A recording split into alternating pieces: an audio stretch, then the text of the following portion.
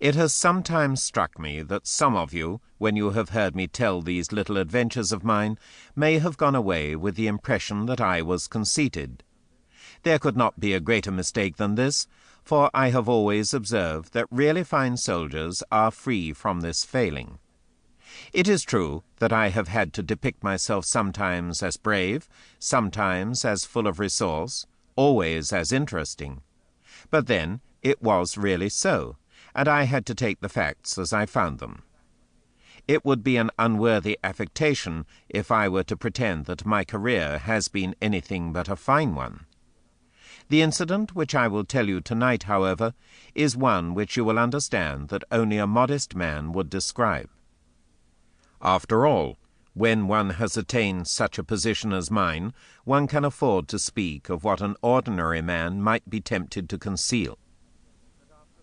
You must know, then, that after the Russian campaign, the remains of our poor army were quartered along the western bank of the Elbe, where they might thaw their frozen blood and try, with the help of the good German beer, to put a little between their skin and their bones. There were some things which we could not hope to regain, for I dare say that 3 large commissariat fourgons would not have sufficed to carry the fingers and the toes which the army had shed during that retreat. Still, lean and crippled as we were, we had much to be thankful for when we thought of our poor comrades whom we had left behind, and of the snowfields, the horrible, horrible snowfields. To this day, my friends, I do not care to see red and white together. Even my red cap thrown down upon my white counterpane has given me dreams in which I have seen those monstrous plains, the reeling, tortured army, and the crimson smears which glared upon the snow behind them. You will coax no story out of me about that business, for the thought of it is enough to turn my wine to vinegar and my tobacco to straw. Of the 500,000 who crossed the Elbe in the autumn of the year 12, about 40,000 infantry were left in the spring of 13.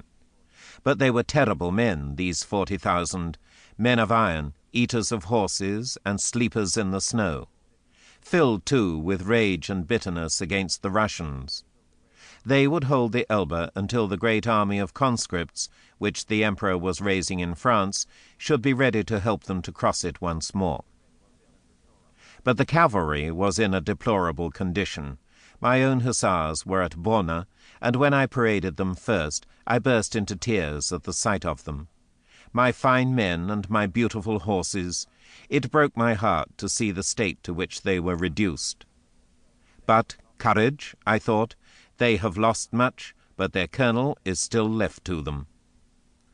I set to work, therefore, to repair their disasters, and had already constructed 2 good squadrons, when an order came that all colonels of cavalry should repair instantly to the depots of the regiments in France to organize the recruits and the remounts for the coming campaign. You will think, doubtless, that I was overjoyed at this chance of visiting home once more. I will not deny that it was a pleasure to me to know that I should see my mother again, and there were a few girls who would be very glad at the news. But there were others in the army who had a stronger claim. I would have given my place to any who had wives and children whom they might not see again. However, there is no arguing when the blue paper with the little red seal arrives. So within an hour I was off upon my great ride from the Elbe to the Vosges. At last I was to have a period of quiet. War lay behind my mare's tail, and peace in front of her nostrils.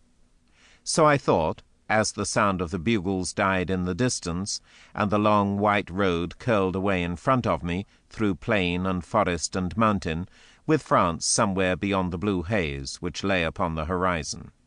To keep listening to this audiobook, I've left you a link in the description so you can do it, at no cost thanks to Audible's 30-day free trial.